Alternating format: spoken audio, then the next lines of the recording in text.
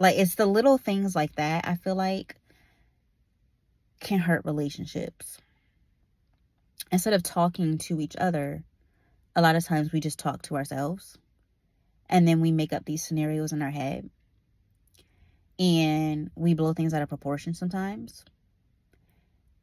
And it didn't have to go that way.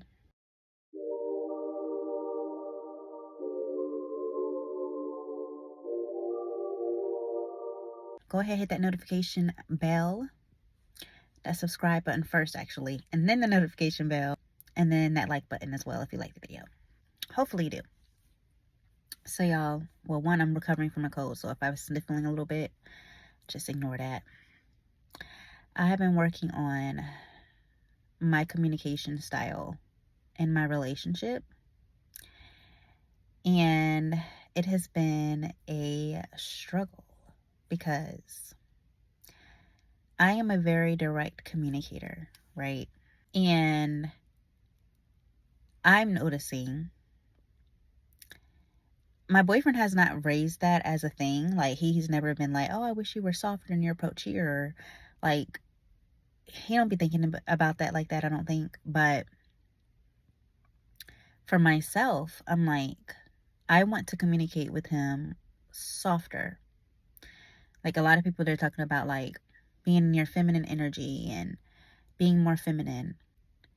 I kind of did an inward look at myself, and I'm like, I feel like, for example, if my baby says something I may not like, I'm realizing with men a lot of times, and men, correct me if I'm wrong, y'all sometimes, y'all do say stuff, and I think that's just everybody, but especially men. Y'all may say things and you're not meaning it in a certain way, but as women, we interpret things through our emotions. And so if my man says something and I'm like, I didn't really care for, like, what you said, my immediate go-to has always been, like, kind of like attack mode. Like, as if, oh, you said that to harm me. Like, I've always come at things, like, in a defensive way, kind of. And I'm realizing that may not be the most effective way to communicate in my relationship, because he may not have meant it that way, that I'm interpreting it. So before going into this, excuse me, they call it, like, if you are into, like, attachment styles and stuff, they call it, like, protest behavior. If you're someone that is anxiously attached like me, meaning we, if we kind of like go into like that anxious mindset, from our anxious attachment, right? You may start doing things like me and him, we always say good morning to each other. We always greet each other in the morning. I may then, because I struggled with this morning, because I almost did it, because I didn't care for something that my man said last night. And so I almost went into this mode of, like, shut down, where, say he reaches out to me and says good morning. And then I might just like go, like, protest behavior would be, I just like the text and I don't respond. So I'm letting him know, hey, I didn't like something you did or said.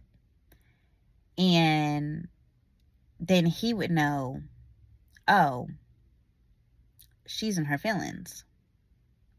That would be me being like protest behavior, or not talking to the person, like silent treatment, whatever. Or doing something, instead of you just vocalizing, hey, I felt some type of way about this, or what did you mean by saying this? Like, instead of seeking clarification, protest behavior is when you go into that, like, you're protesting against them almost. Like, it's a weird thing. It's like you're trying to get their attention, but it's not in a healthy way. I almost did that this morning, where I was like, you know what? I think that instead of doing that, let me just talk to him. Because it's funny. There was something that like, because I'm good at making assumptions. Like, that's something that I have an issue with, is and you guys probably relate to that. Like, a lot of times I just make assumptions, and that's not healthy for me, and it's not healthy for my partner. And not even just in my relationship, but just communication in general. Making assumptions can be dangerous, right? And so I clarified something with him when we went on a weekend trip this past weekend, and he's like, that's not at all how I was feeling. Like, that's not at all like, and he explained himself, and I was like, oh my God, I had it completely wrong. But because I was assuming, I could have made a big deal out of something, and it was not a big deal. And so going back to like communicating differently and communicating in a feminine way, I think this will help men too. Like, so ladies, I'm just speaking from my perspective as a woman, of like how it's so hard for us sometimes to just like say it, like just say how we feel. Like, I think, and it shouldn't be hard, but especially if you are a person that has an anxious attachment style where we tend to overthink, it can be difficult. So I approached things today, and I'm proud of myself, of instead of me doing what I typically do, which would have been that protest behavior I just talked about, I'm like, I'm just going to talk to my baby, because why am I doing all this in my head and letting this all stay in my head instead of just talking? Like, it's the little things like that, I feel like, can hurt relationships. Instead of talking to each other, a lot of times we just talk to ourselves, and then we make up these scenarios in our head, and we blow things out of proportion sometimes. And it didn't have to go that way. And even if it is what, maybe sometimes you are right, and maybe you're overthinking something, and maybe your overthinking led to an idea in your head that could be correct. But that doesn't mean you have to go into attack mode. You can carve out that time with your partner at an appropriate time when you guys can give yourselves undivided attention. Because during the work time, like, that's not an appropriate time. Carve out that time, like maybe in the evening, whenever it's appropriate for you and your partner, and just talk to each other. Hey, I want to clarify something. Hey, you said this, and I took it this way. Is that how you meant it? Hey, how can I help you with your understanding of this? How can I better serve you in this relationship, in this area that you've kind of expressed concern about? Just opening that door of communication, it really is pivotal into having a successful relationship. So going forward, if you're watching this, I urge you as well, like in your relationship, just try to look at what you've done in the past, and if it has consistently led to an argument or consistently led to communication shutdowns, talk about it, and talk about how you can do better going forward.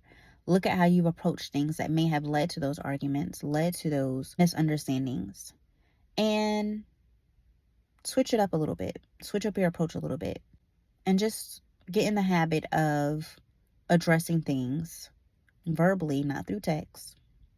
So whether y'all are in person together, maybe you live together, carving out that time that's appropriate where you both can give undivided attention to the topic, and have that conversation. And I think a lot of things will get resolved easier. And I'm just like, I'm just gonna say it like this. This is how I'm thinking it in my head. And now I'm trying to get in the habit of like think through how I feel, think through what I want to say, and then address how I felt or like the topic at hand. But yeah, y'all make sure you go ahead and hit that like button, that subscribe button, honey, and that notification bell. And tell me, how are you improving communication in your relationship? Or maybe you're not in a relationship and you notice something in your past relationship that could have made things possibly different. Maybe it would have had the same outcome, but maybe could have made communication better that you're taking into your new relationship.